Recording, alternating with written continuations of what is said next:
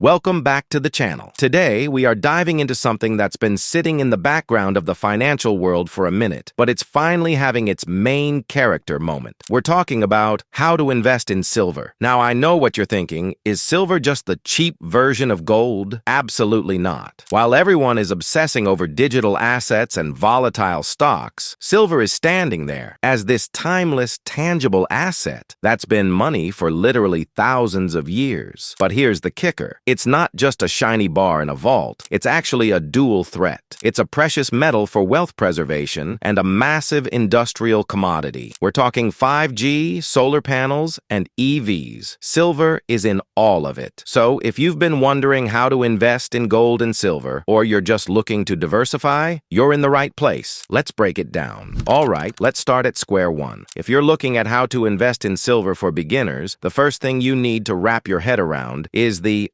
spot price. This is basically the live market price for 1 troy ounce of silver. When you're starting out, keep it simple. Most beginners go for physical bullion because there's nothing like actually holding your investment in your hand. You've got two main choices. Bullion bars. These are great for stacking large amounts of silver without a lot of fuss. Coins. Think of the American Silver Eagle or the Canadian Maple Leaf. These are minted by governments, so they're super recognizable and easy to sell later. Pro tip, always check the premium. That's the extra fee dealers charge over the spot price to cover their costs. Do your homework, find a reputable dealer, and don't buy the first thing you see. If you're not looking for a get-rich-quick scheme, you need to understand how to invest in silver long-term. This isn't about timing the market perfectly, it's about steady accumulation. One of the best ways to do this is called dollar-cost averaging. Instead of dumping all your cash in at once, you buy a fixed amount every month or quarter. When prices are low, you get more silver. When they're high, you get less. Over years, it smooths out the wild volatility silver is known for. And remember, physical silver has no counterparty risk. That's a fancy way of saying its value doesn't depend on a bank or a company staying in business. It just exists. That's why it's a legendary store of value. Let's get real for a second. We're talking about high-value assets. So you need to know how to invest in gold and silver safely. You don't want to just toss a bag of silver under your mattress and hope for the best. Security is multi-layered. Storage. For small amounts, a heavy-duty home safe is cool. But for the big stacks, look into a professional third-party depository or a bank safety deposit box. Insurance. Make sure your stash is covered. Dealer reputation. Only buy from the big names with tons of reviews. Avoid collectible or numismatic coins until you're a pro. Stick to pure bullion so you know exactly what you're paying for. A lot of people ask me about the ratio, basically how to invest in silver and gold together to build a bulletproof portfolio. Think of gold as your stable, boring core. It's the ultimate hedge against a total system crash. Silver is like gold's wild, industrious cousin. It's more volatile, sure, but it has way more potential for huge percentage gains during a bull market. A common move is to hold both. Gold for the defense, silver for the offense. What if you don't want a heavy safe in your house? Well, that's part of knowing how to invest in silver in the modern age. You can use ETFs, or exchange-traded funds, like the iShares Silver Trust, SLV. You can buy and sell these through your regular brokerage app, just like a stock. It's super liquid and easy, though you don't actually own the physical metal in your hands. It's all about what fits your vibe, total control, or total convenience. Finally, for my peeps stateside, let's talk about how to invest in silver in U.S. American investors actually have it pretty good. We have easy access to the American Silver Eagle, which is one of the most liquid coins on the planet. Also, keep an eye on taxes. The IRS usually looks at silver as a collectible, which can mean a 28% capital gains tax. But here's a hack. Check your state laws. Over 40 states have sales tax exemptions for precious metals. And if you're thinking about retirement,